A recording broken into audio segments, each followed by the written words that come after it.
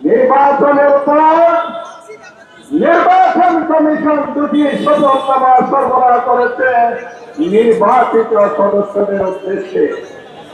একটি শপথ সংসদ গঠনের জন্য সংসদ সদস্যদের শপথ, দ্বিতীয় শপথ হচ্ছে সংবিধান সংস্কার পরিষদ গঠনের জন্য সংসদের সংবিধান সংস্কার পরিষদের সদস্যের শপথ। এই দুটি হলো জনগণ সন্তান। বাইপড়ার 12 ফেব্রুয়ারি 26-এর নির্বাচন, কিন্তু বিএনপি সুকৌশলে সংসদে শপথ নিয়েছেন, সংবিধানের পরিষদের শপথ নেন নাই, গণভোটকে অমান্য করেছেন, অবজ্ঞা করেছেন, জাতিকে অপমান করেছেন। শুধু কি তাই, সংসদ অধিবেশন সংস্কার অধিবেশন শেষ দিনে বীরগুলের নেতা আমির জামাত ডাক্তার শফিকুর রহমান স্পিকারের দৃষ্টি আকর্ষণ করেছেন। আজকে শেষ দিন, কি করবেন বলুন, সমাধান দিতে পারে নাই, সময় কম।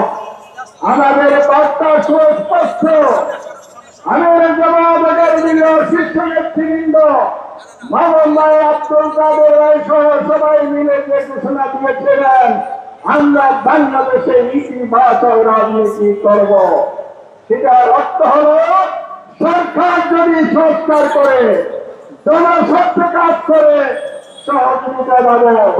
জনসরকারের বিরুদ্ধে গেলে রাজপথে প্রতিবাদ, সংসদে প্রতিবাদ হবে।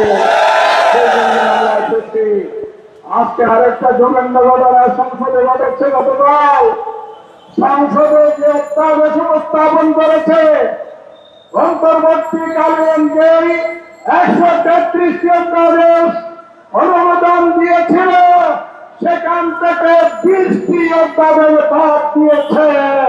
তার মানে সংসদের গুরুত্বপূর্ণ একটি অংশের খবর রচনা করেছে। এখন পায়তারা করছে সংস্কার না করে সংশোধনী বিল আনা। সংবিধান সংশোধন সংসদের মৌলিক কাজ, রুটিন কাজ। এটার জন্য জুলাই বিপ্লব হয় নাই, এটার জন্য গণভোট হয় নাই। তাই অবিলম্বে সংস্কারকে এড়িয়ে গিয়ে আবার ফেসিবাদ যদি কায়েম করতে চান, ইতিহাস থেকে সবাই নেন, সেই পরিণতি আপনাদেরকে ভোগ করতে হবে।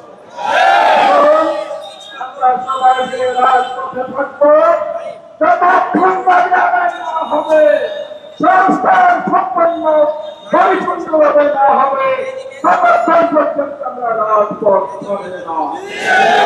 সবাই মিলে এগিয়ে যাই। আল্লাহ হাফেজ।